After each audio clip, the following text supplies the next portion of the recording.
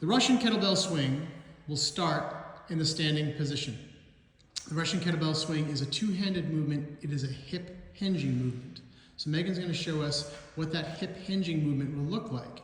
Her butt presses back. In that back position, her back is nice and flat.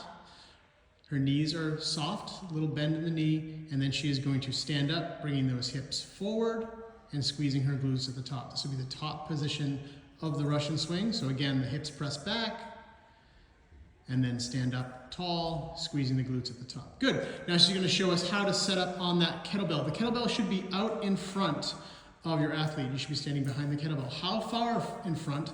We can find that out if Megan would give us one hip hinge, so press her hip butt back, and look straight down at the bell. When she's looking straight down at the bell should be directly under her line of sight.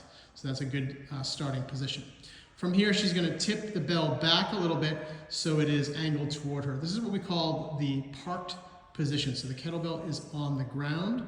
You can see Megan's shins are straight up and down. Her back is nice and flat as an arrow, and her butt is pointing backwards. Good. Relax, Megan. Next up, from there, Megan needs to hike the kettlebell. We're going to do this without any weight to start. So she's just going to show us what that movement looks like. That hip hinge. She reaches down. Here she's going to pretend to grab the bell, and she's going to hike the kettlebell up into the inside of her thighs here. So what I want is, we want the lower part of the wrists and forearm to make contact with the upper inner thighs. And from this position, she is going to stand up strong, which is going to propel the kettlebell upwards into the top of the Russian swing position.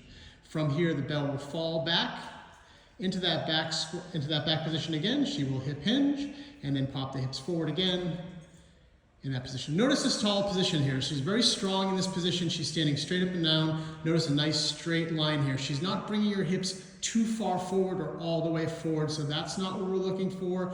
She's going to finish in a nice standing position. Now let's see a couple Russian kettlebell swings with some weight.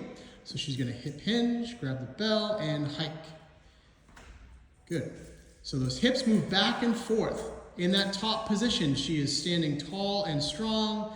The arms are long. Kettlebell is coming up about chest high, and then she's going to put the kettlebell down right where she got it. Good. That is the Russian swing.